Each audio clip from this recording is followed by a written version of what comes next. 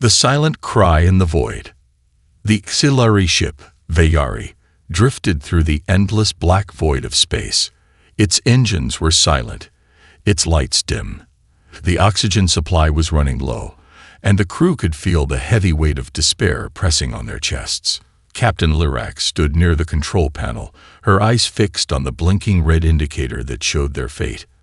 Oxygen, 5% remaining. The crew had sent dozens of distress signals across the galaxy, but no one had answered. The Exilari were a peaceful race, travelers and researchers, not warriors. But the galaxy was vast and cold. In space, hope often died in silence. Lieutenant Erin, the ship's communication officer, adjusted the signal transmitter again. His hands trembled with exhaustion. "Captain," he said softly, "I sent the signal again." But no response. Lyrax clenched her jaw. "Send it one more time," she ordered. Her voice was steady, but inside, fear twisted her heart. Was this how it ended? Lost and forgotten in the dark.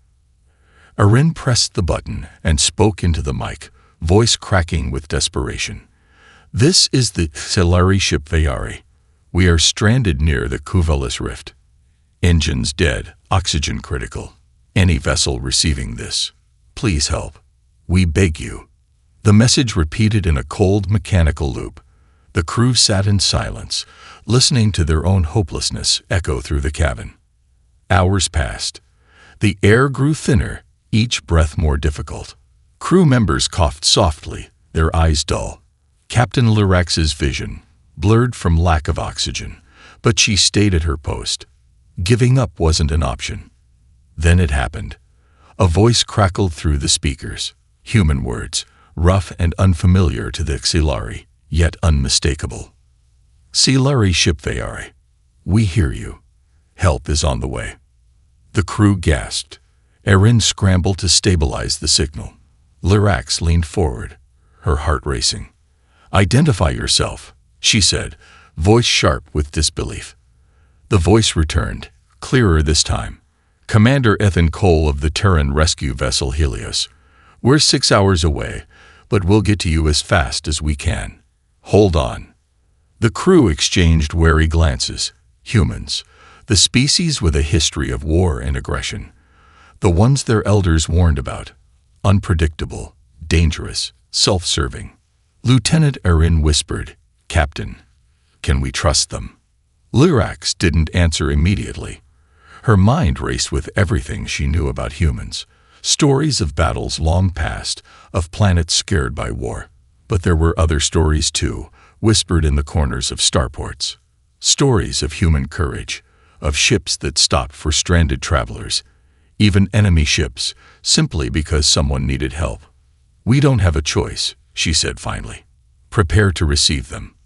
The next few hours passed in tense silence. The oxygen level dropped further. Crew members leaned against walls, their breaths shallow. Lyrax tried to stay calm, but her heart hammered in her chest. What if the humans arrived and demanded something in return? What if this was a trap? Suddenly, the proximity alarm beeped. Erin checked the screen. "They're here," he said, voice trembling. The main view screen flickered on, showing a sleek, gray vessel with Helios painted across its side. It slowed and aligned with the Vayari. A docking sequence began. "They came," Lyrax whispered, more to herself than anyone else. The airlock hissed. The crew gathered at a safe distance, weapons ready but uncertain. The door slid open with a metallic groan. A human figure stepped through. He wore a bulky suit with a transparent helmet. His face was pale, with short brown hair and sharp, alert eyes. He raised both hands, palms open in a universal gesture of peace. "I'm Commander Ethan Cole," he said. His voice was calm but firm. "We're here to help." Lyrax stepped forward. "Captain Lyrax of the Vayari, we appreciate your assistance." Ethan's eyes swept over the dim lights and the exhausted crew. His expression softened. "Let's get your oxygen stabilized first," he said. He turned and signaled to his crew, who carried equipment through the airlock. The human engineers moved quickly, attaching devices to the oxygen filtration system.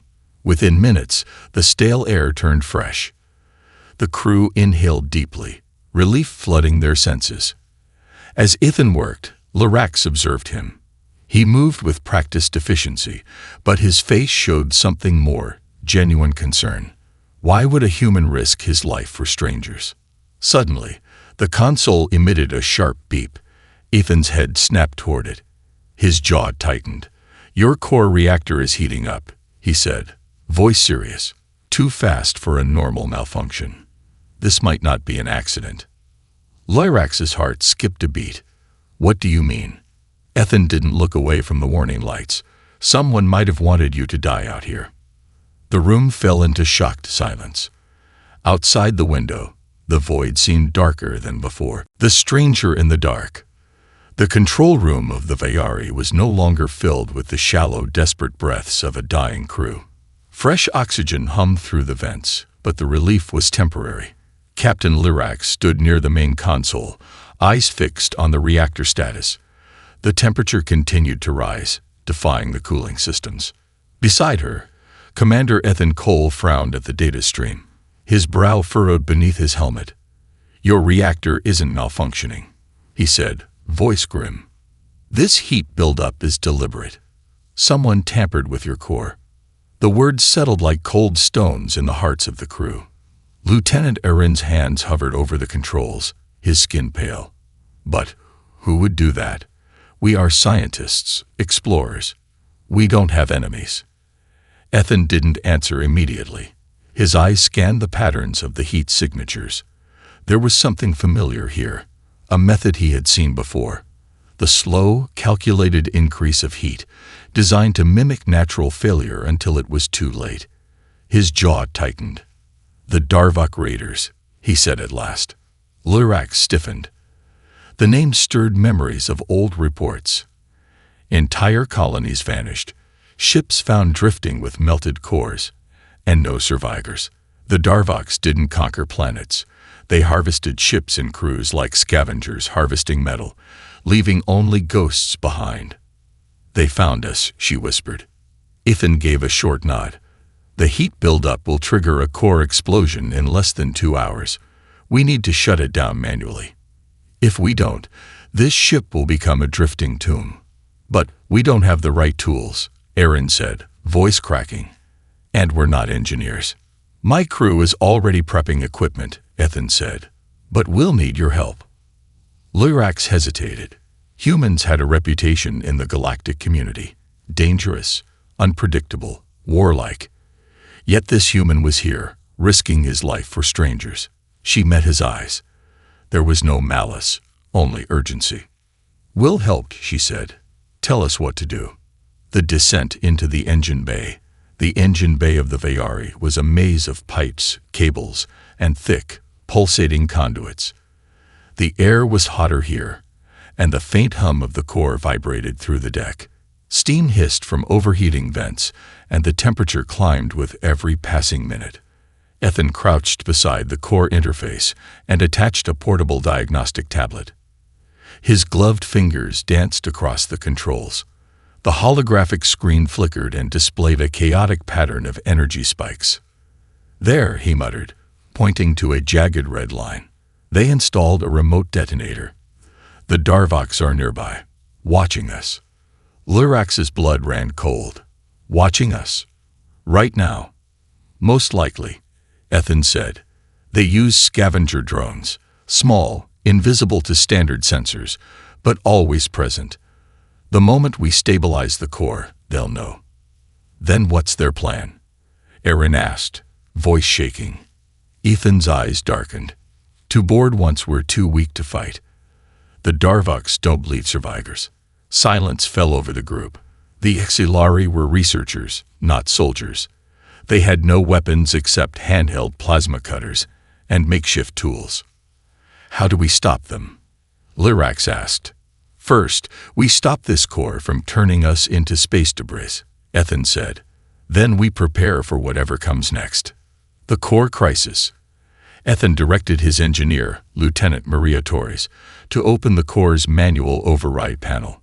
She knelt beside the console and used a plasma torch to cut through the seal bolts. Inside, the wiring glowed faintly with residual heat. "The detonator's wired here," Ethan said, pointing to a cluster of twisted cables. "But it's booby-trapped. If we disconnect it the wrong way, it'll trigger the explosion." Lyrax knelt beside him, antennae quivering with anxiety. "What do you need?" "Steady hands," Ethan said. He removed his gloves, revealing scared, calloused fingers. "These wires are coated with nanofilaments. One wrong cut," and he didn't finish the sentence. Sweat trickled down his temple as he worked. The core hummed louder, the temperature rising steadily. Ethan's breath slowed as he carefully separated two identical wires. One would disarm the device, the other would set it off instantly. The room seemed to shrink, the air thick with tension. Lyrax held her breath. Time slowed. Ethan exhaled and made the cut. The core's hum shifted to a low, stable pulse. The red warnings vanished from the screen. "Core stabilized," Taurus confirmed, relief in her voice. The crew cheered softly, exhausted but hopeful. Lyrax placed a hand on Ethan's shoulder. "You did it," she said. "Yeah," Ethan said, wiping sweat from his forehead. "But they know we did it too." The invisible threat. Back in the control room, Ethan activated the external scanners. The Helios had more advanced sensor arrays than the Vayari. He adjusted the frequency, searching for unusual patterns. "There," he said, pointing at the screen. "See those faint distortions? That's a Darvok ship, cloaked and waiting." The image showed an empty patch of space near the asteroid field, but faint gravitational ripples betrayed the ship's presence. "They're watching us," Aaron said, voice barely a whisper. "Yes," Ethan replied. "And when they see we've stabilized the core, they'll make their move." Lyrax's hands tightened into fists. "How long do we have?" "An hour, maybe less." The alien crew exchanged frightened glances. They were scientists, historians, not warriors. The idea of facing the Darvok raiders sent icy fear through their veins. Ethan saw their terror. He understood it. Fear was normal, but fear could be overcome. He stood tall, his voice firm. "We don't have weapons like they do," he said, looking around the room. "But we have brains, and we have each other. If we stand together, we can outsmart them. I've seen humans and aliens do the impossible when they refuse to give up." Lyrax straightened her back. "What's the plan?" Ethan gave a grim smile. "We turn this ship into a trap. The race against time." The clock was ticking. The Darvok raiders were out there, hidden in the void like silent predators. The Vayari's core was stable for now, but the enemy had likely already noticed. Captain Lyrax stood near the main console, watching the faint gravitational ripples on the scanner. Each flicker sent chills down her spine. The enemy was circling, like vultures waiting for the right moment to strike. Commander Ethan Cole rubbed the back of his neck, eyes fixed on the same readings. He had faced the Darvoks once before. They were patient, cunning, and ruthless. Back then, he barely survived. This time, it wasn't just his life at risk. The entire alien crew depended on him. "We've stabilized the core," Ethan said, breaking the silence. "But that was just step one. Now we need to prepare for their attack." Lieutenant Aaron shifted uncomfortably. "We have no weapons," he said, voice shaking. "We're explorers. We don't even have defense protocols." "Doesn't mean we can't fight back," Ethan replied. "We just have to get creative." Lyrax turned to face him. "You said we'd turn this ship into a trap. What do you have in mind?" Ethan's lips tightened into a thin line. "We use their own trick against them. The core they try to sabotage. We turn it into a bomb. When they come into board, we give them a surprise they won't forget." The plan. The crew gathered around the holotable as Ethan explained the plan. He projected a three-dimensional model of the Vayari and overlaid red lines indicating heat signatures. The Darvoks will board from one of these weak points, he said, circling 2 potential access hatches. They'll expect scared researchers with no defenses. We give them something else. He tapped the hologram, and the core image pulsed. We can reroute the core's excess energy into the ship's venting system. When they board, we release that energy in a controlled burst, a directed plasma surge. Aaron's eyes widened. You want to turn the ventilation system into a weapon.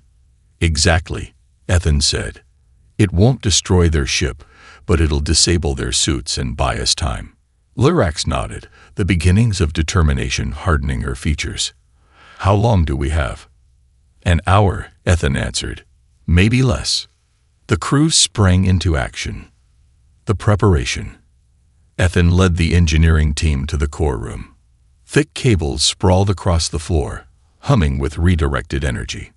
Torres, his engineer, worked quickly, sweating in the rising heat. Ventilation junction ready, she called. Good, Ethan said. Now we just need to create false heat signatures.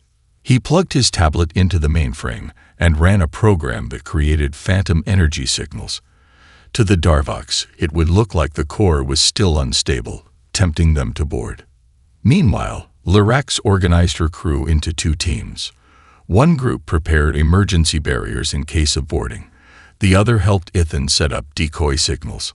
As the minutes passed, tension thickened like fog. Every creak of the hull made hearts race. The hunter revealed. Suddenly, the proximity alarm shrieked. Contact. Erin shouted from the bridge. They're moving in. Ethan sprinted to the console.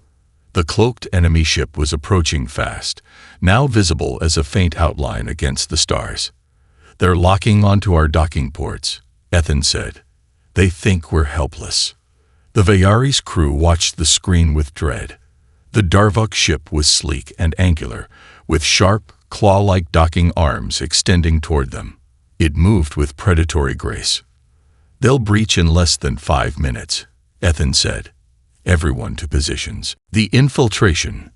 The crew braced themselves in the corridors. Plasma cutters, meant for repairs, not combat, were their only weapons. Lurax gripped hers tightly, standing beside Ethan. The ship shuddered as the Darvok docking clamps lashed on. A metallic screech echoed through the hull. They're cutting through the outer hatch, Torres reported. Good, Ethan said. Let them in. The external cameras showed dark figures moving through the airlock. The Darvoks were humanoid but taller, leaner, with chitinous armor plating their bodies. Their faces were obscured by insect-like helmets with glowing red visors. They moved without hesitation, carrying energy rifles designed to stun and capture, not kill. Ethan's stomach turned. The Darvoks didn't want bodies. They wanted prisoners. The trap. Wait. Now, Ethan barked. Lurax slammed her hand on the control panel. The modified core vent system roared to life. Plasma surged through the ducts and exploded into the corridors with a deafening hiss. The Darvok raiders were caught mid-step. White-hot energy blasted from the vents, striking their suits. Their visors cracked, and their rifles short-circuited with sharp pops. The lead raider collapsed, writhing on the floor. Others stumbled back, disoriented. Go, Ethan shouted. The crew rushed forward, wielding their plasma cutters. The first Darvok was too stunned to resist. Erin drove his cutter into the raider's weapon, melting the barrel. Lurax swung her cutter in a wide arc, severing a raider's communication cables. Ethan tackled the largest Darvok, grappling for the alien's weapon. The raider snarled through its broken helmet and lashed out with inhuman strength. Ethan fell hard, head slamming against the deck. The Darvok raised its weapon to strike. A plasma beam pierced the raider's chest. It froze, then collapsed. Lurax stood behind it, cutter trembling in her hands. Thanks, Ethan gasped, pulling himself up. No time for thanks, she said, pointing at the monitors. Look. The screen showed the enemy ship adjusting position. The Darvoks weren't retreating.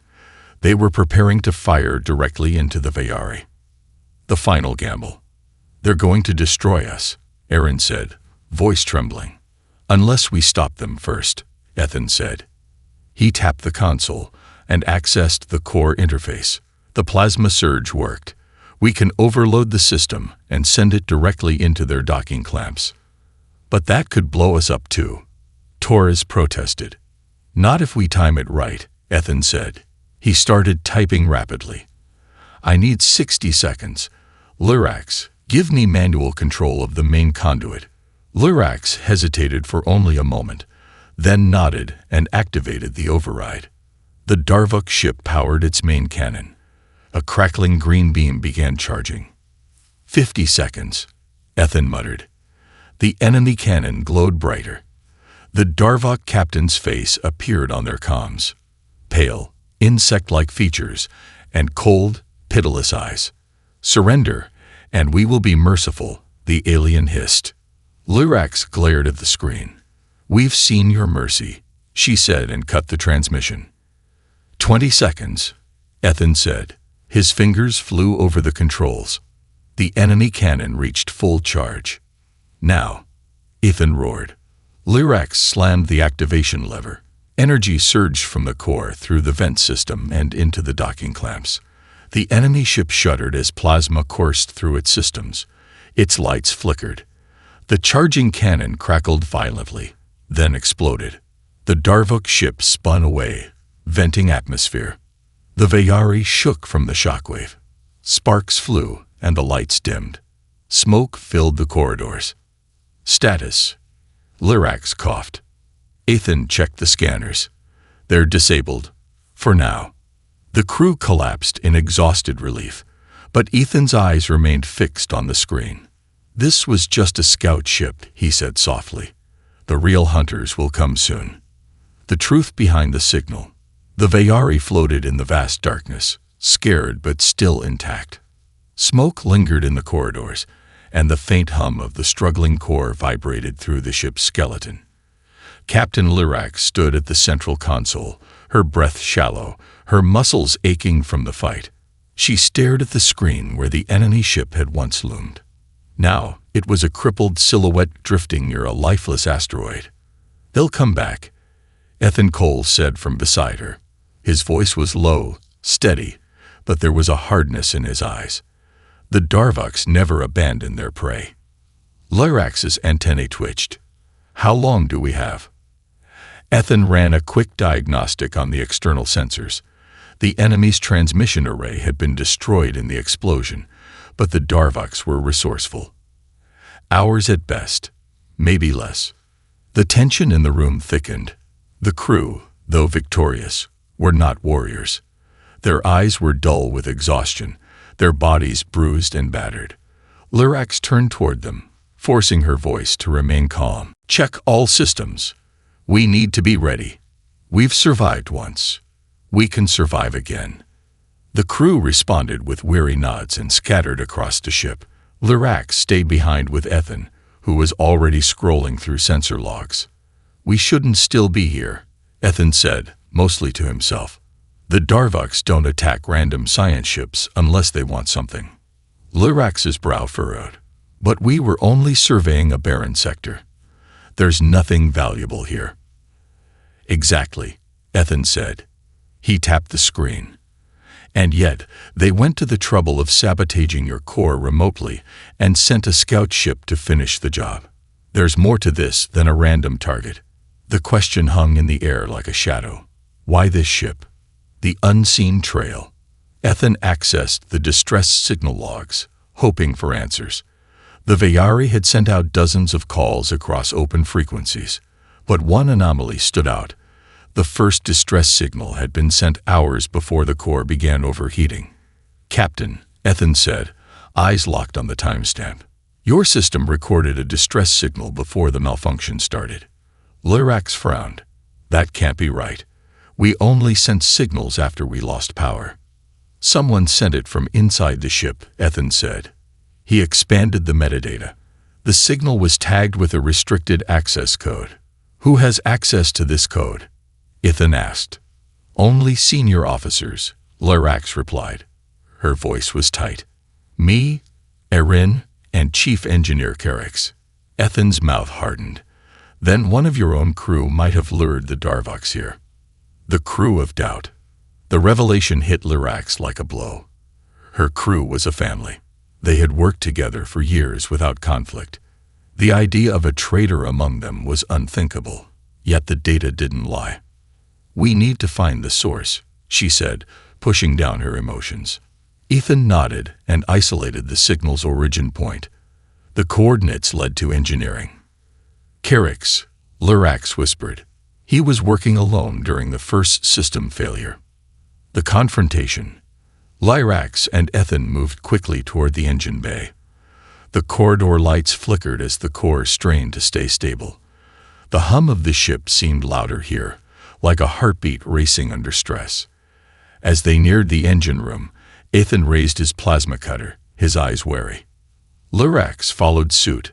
The doors slid open with a hiss. Chief Engineer Carrix stood at the main console. His pale skin was slick with sweat, and his eyes flicked toward them with a mixture of surprise and guilt. "Captain, you're supposed to be resting," he said, voice unnaturally calm. "Why did you send the distress signal, Carrix?" Lyrax's voice was like ice. Carrix's hands trembled. I don't know what you mean." Ethan stepped forward. "We traced it here. You used your access code." Carrix's eyes darted toward the emergency override lever on the wall. Ethan saw the movement and raised his weapon. "Don't," Ethan warned. Carrix's shoulders sagged. "You don't understand," he said, voice breaking.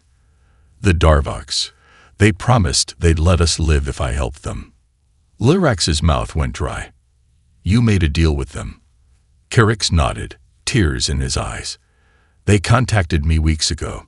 Said they wanted coordinates of passing ships. I never gave them anything important, until now." "Why the Vayari?" Ethan demanded. Carrix hesitated. "The artifact," he whispered. Lyrax's heart stuttered. "What artifact?" "The one we found near Kuvalis Rift," Carrix said. "I logged it as inert debris, but the Darvoks knew it was something more. They said it was a key." Ethan cursed under his breath.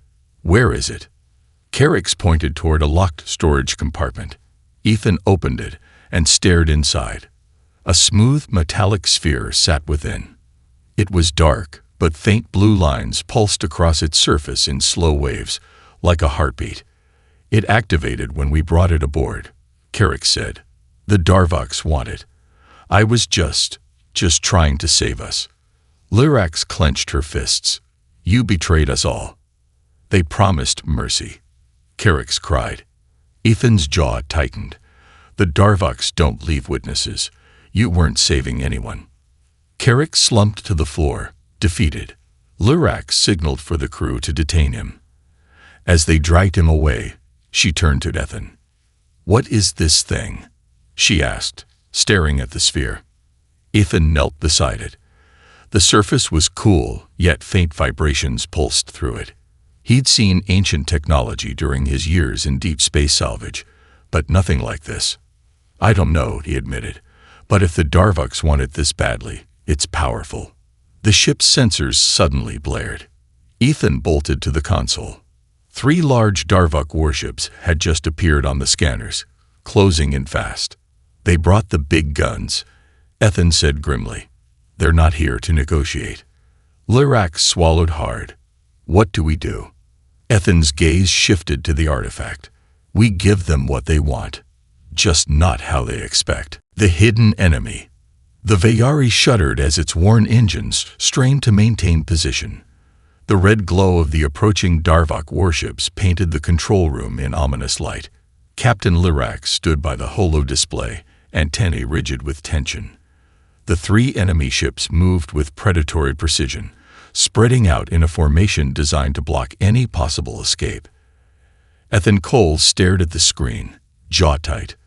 "They're boxing us in," he said. "Classic Darvok tactic. They want to isolate us, then board." "But they already failed once," Lyrax said. "Why would they risk another direct assault?" "They don't care about us," Ethan replied. his eyes shifting to the artifact on the nearby console. The metallic sphere pulsed softly with an otherworldly blue glow. They're here for that. The artifact was no larger than a human's head, smooth and flawless, except for the faint, vein-like lines glowing across its surface. It vibrated faintly, like a living thing breathing in the dark. Lyrax ran a hand over her face. We were studying ancient debris near the Cuvelis Rift. We assumed it was junk from a dead civilization. Ethan gave a humorless laugh. Yeah, well, some civilizations leave behind more than junk, and the Darvuks seem to think it's worth sending warships for. Torres, Ethan's engineer, adjusted the scanners. They're charging weapons, she said grimly. How long? Ethan asked. Less than 15 minutes. The cold fact settled over the crew. The Vayari was a science vessel, built for exploration, not combat. Against 3 Darvok warships, they stood no chance. Escape was impossible. The only thing keeping the enemy from firing was the artifact. Ethan turned to Lyrax. We need a plan. She nodded. And we need one fast. The enemy's message. The comms panel crackled to life with a burst of static. A deep, guttural voice followed.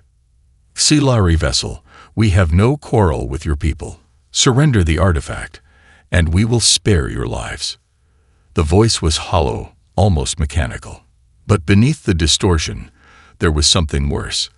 The cold confidence of a predator playing with its prey. Ethan's eyes narrowed. They're lying. Lyrax agreed. The Darvuks never leave witnesses. Torres checked the sensors. They're scanning us, she said. They know we've rerouted core power to the vents. They won't fall for the same trap twice. Ethan paced. The artifact pulsed steadily on the console, its glow intensifying. He stopped and stared at it. What if we use the artifact itself? The crew turned toward him. What do you mean? Lyrax asked. This thing gives off energy, Ethan said, motioning toward the scanner. Look, it's been pulsing more rapidly since the Darvuks arrived. Maybe it's reacting to them. Erin checked the readings. He's right. The artifact's energy output has tripled in the last hour, and it's emitting low-frequency signals. Signals? Ethan's mind raced. Like a beacon. Lyrax's eyes widened. It's been calling to them. That's how they found us. Exactly, Ethan said. But maybe we can turn that signal against them. The gamble. Ethan leaned over the control panel. If we amplify the artifact's energy output, we might overload their sensors. Ancient tech like this is unpredictable. Maybe it'll give us an edge. But if we push it too hard, Torres said, we could overload our own systems, or worse, it might react violently. Lyrax met Ethan's gaze. What are the odds this works? Terrible, Ethan admitted. But it's better than waiting to be boarded. She took a deep breath. Do it. The overload. Ethan connected the artifact to the ship's power grid. The blue glow brightened as more energy flowed into it. The sphere began to hum, vibrating faster. Energy output increasing, Erin reported. It's rising exponentially.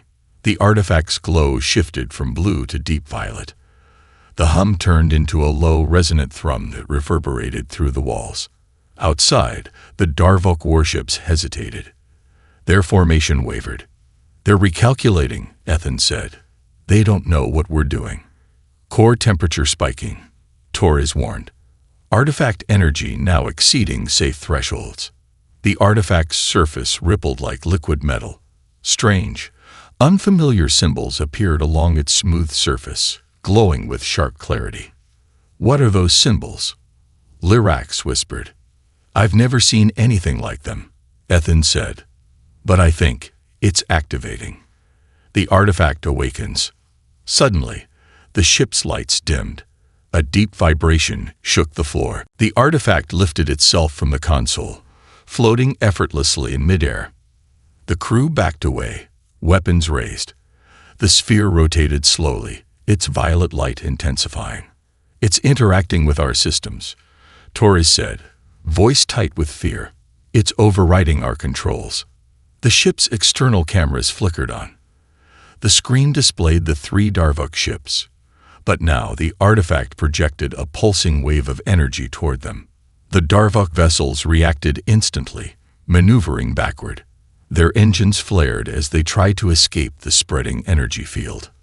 "Whatever it's doing, they don't like it," Ethan said, "which means we let it keep going."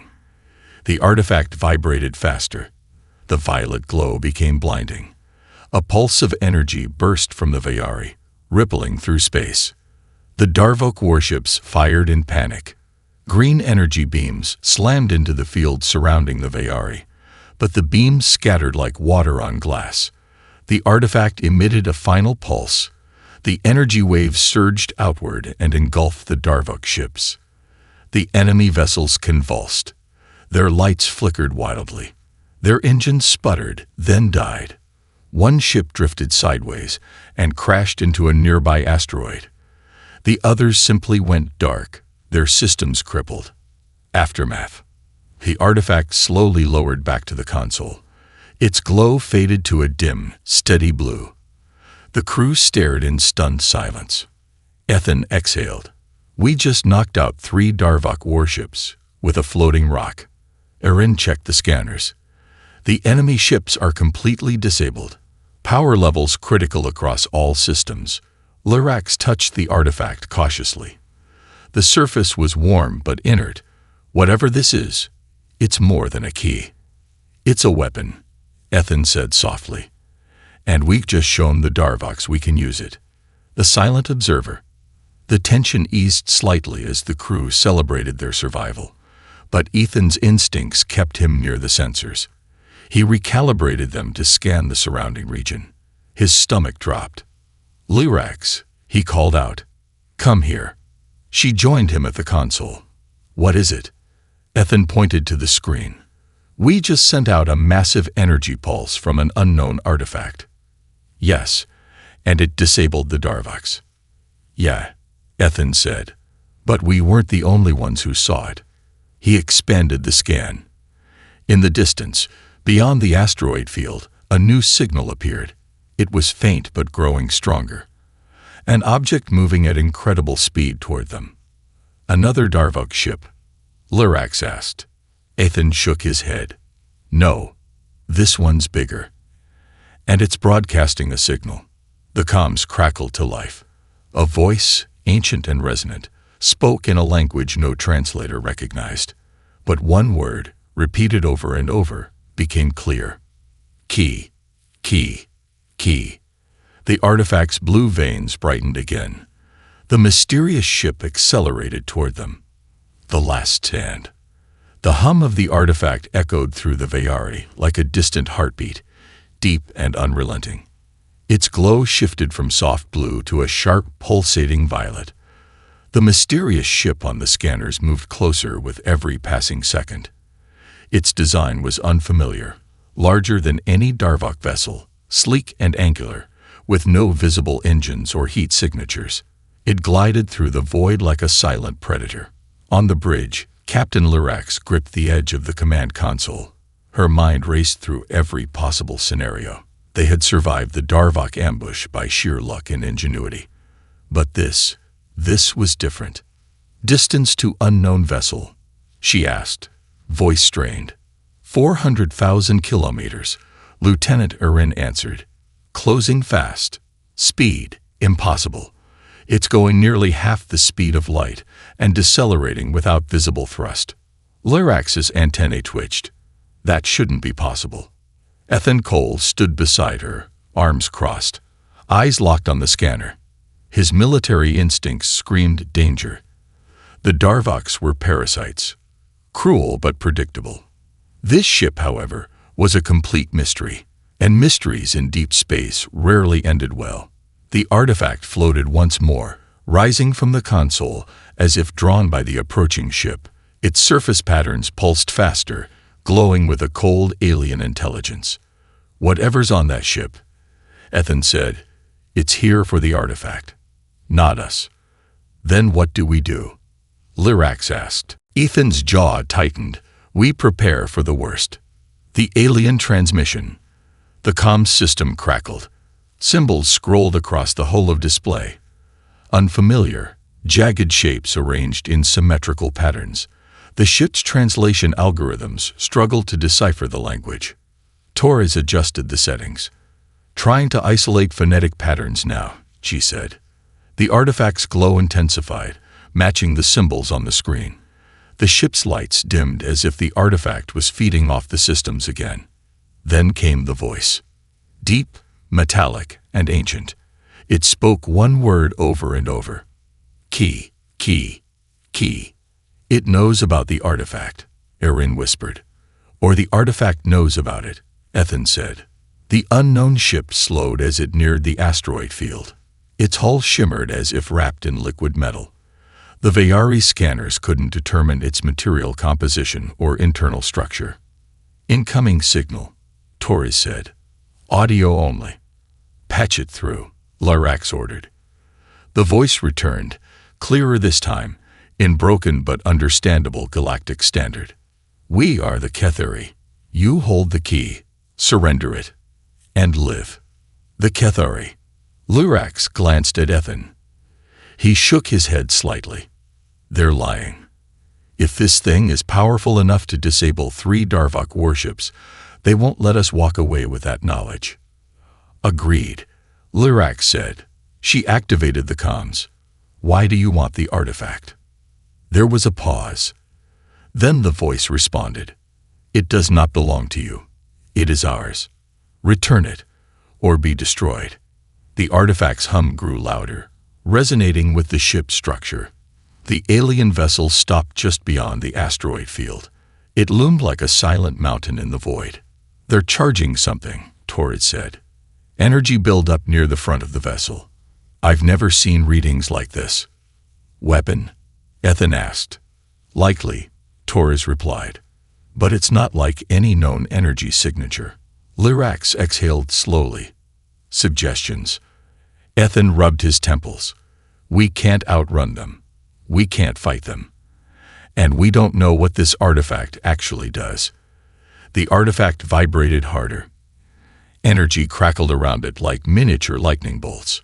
"We might not know what it does," Ethan said, "but it does." The desperate plan. Ethan leaned over the console.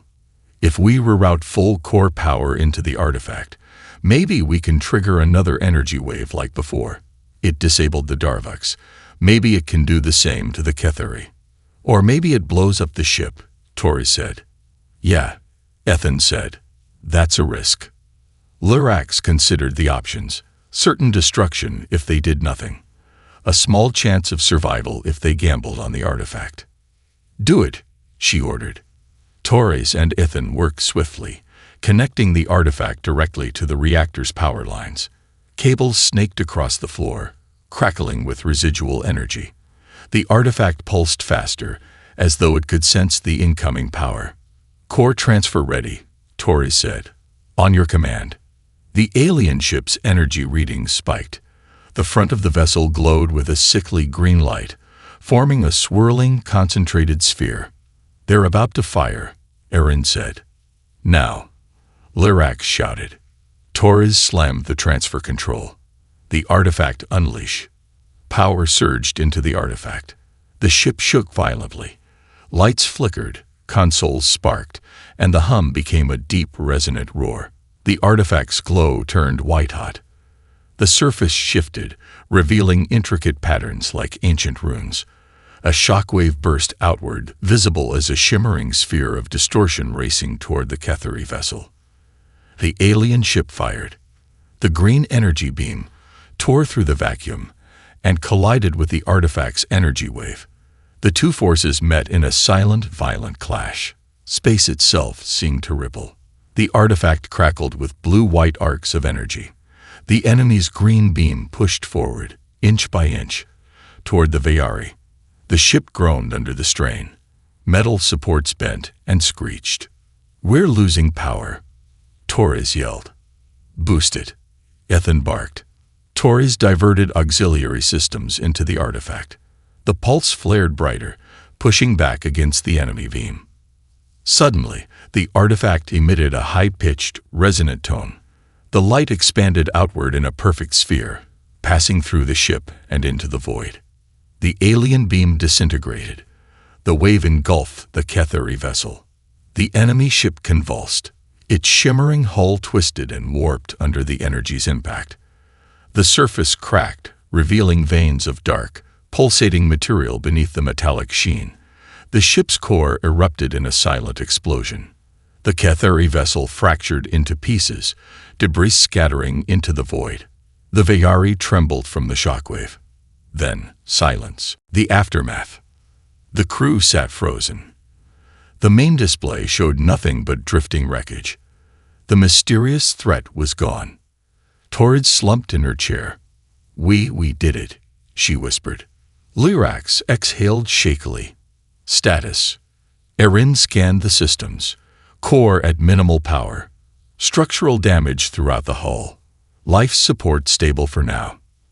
"And the artifact?" Lyrax asked. The artifact still hovered in the air, but its glow had faded to a dull, rhythmic blue. The symbols on its surface remained visible, pulsing faintly. Ethan examined the readings. Energy levels dropping. "I think it protected itself when it countered the beam." Lyrax stared at the sphere. "What is it?" "Some kind of weapon." "I think it's more than that," Ethan said. "It's not just reacting to threats. It's sending signals." "To whom?" Ethan didn't answer. He was looking at the long-range scanners. A faint anomaly appeared, smaller than the Ketheri ship, but moving toward their position. "Another one?" Lyrax asked. Ethan magnified the image. The incoming object was sleek and angular, similar to the Ketheri ship, but smaller, more streamlined. Its energy signature was faintly familiar. "No," Ethan said slowly. "This one's different." The artifact brightened again. A soft, unfamiliar voice filled the room. It was not mechanical or cold like the Ketheri's. This voice was warm, melodic, and ancient. "Guardians inbound. Remain calm." The crew exchanged stunned looks. "Guardians?" Lyrax repeated. Ethan's throat went dry.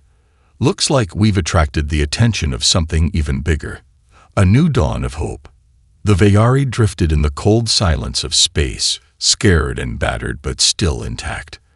The remains of the Ketheri warship floated nearby, twisted fragments glinting like shattered glass. The artifact, now dim and silent, hovered above the console as if in deep slumber. But the crew had no time to celebrate. The scanner showed a new vessel approaching, sleek, angular, and unfamiliar. Unlike the Ketheri ship, it emitted no aggression. Its energy signature pulsed in gentle synchronization with the artifact. "Distance?"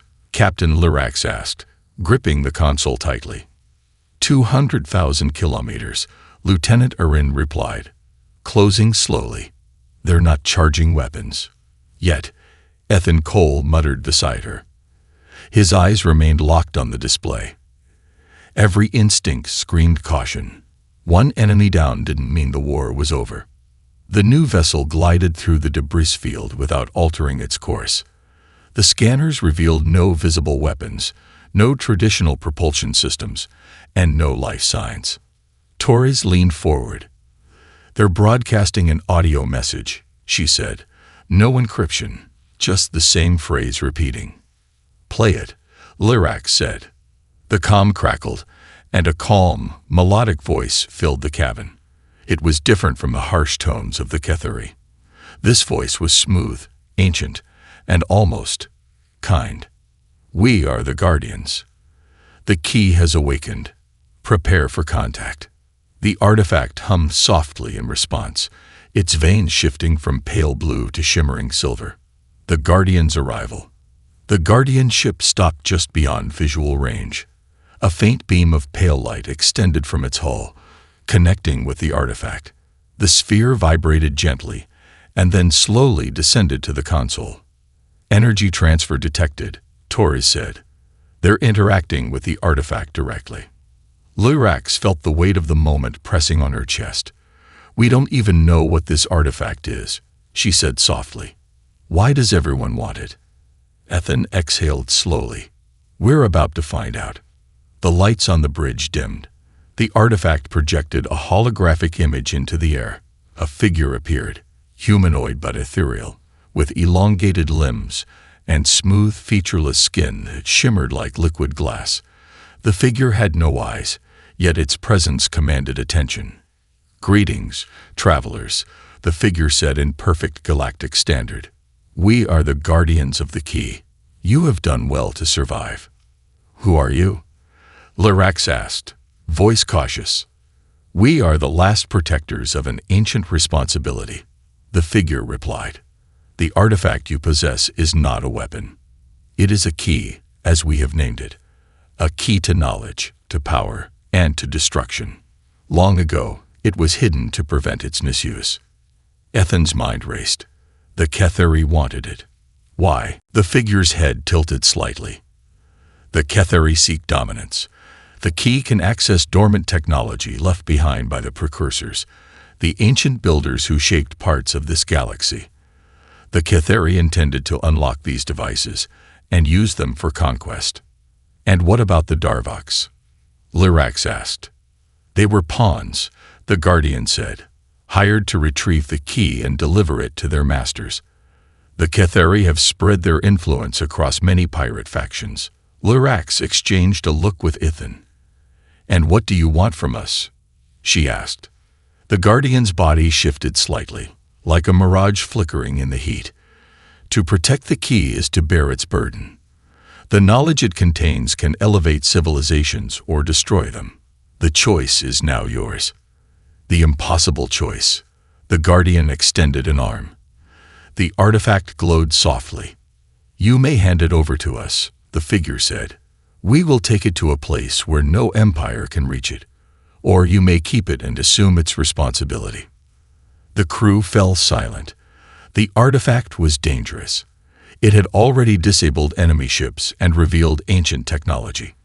But if it fell into the wrong hands again, the consequences could be catastrophic. "What happens if we keep it?" Lyrax asked. "You will become its stewards," the Guardian said. "The key will unlock knowledge from the precursor era. You will learn secrets of energy, medicine, and space itself. But others will come. The Ketheri will return. Others, too, who seek power." Ethan's mind spun with possibilities. Advanced technology could change the future for every species. No more starvation. No more drifting ships left to die. But the danger. Lyrax closed her eyes for a moment. When she opened them, her decision was clear. "We'll give you the key," she said. Ethan felt a pang of disappointment but nodded. "It's the right call," he said softly. The Guardian inclined its head. A wise and selfless choice. The artifact floated from the console toward the beam of light connecting it to the Guardian vessel.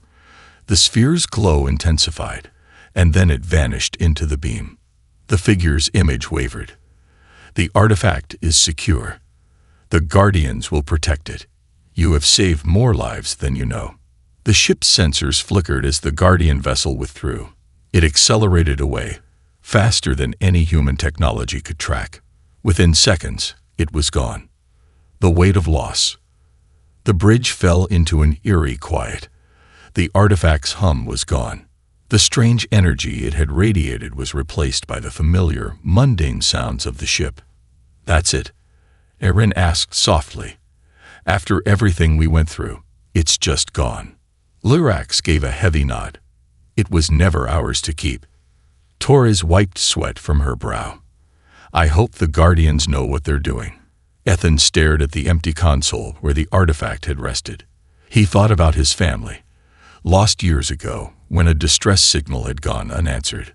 That artifact could have powered technology to save stranded ships, to prevent tragedies like his own. But in the wrong hands, it could cause far worse suffering. "Yeah," he said, forcing a smile. "Let's hope so." The final signal. The Vayari systems powered back up. Life support stabilized. The core's temperature dropped to normal levels. But as the crew prepared to resume normal operations, Erin's console beeped with an incoming message. "From the Guardians?" Lyrax asked. "No," Erin said, voice cracking. From the Ketheri. He patched it through. The screen displayed the scared, insectoid face of a Ketheri warlord. The being's mandibles twitched with rage. You think you've won. The key was only the beginning. We know who you are. We know what you've seen. You can't hide. The message ended abruptly. Lyrax's chest tightened. They'll come for us. Ethan squared his shoulders. Let them. Next time, we'll be ready.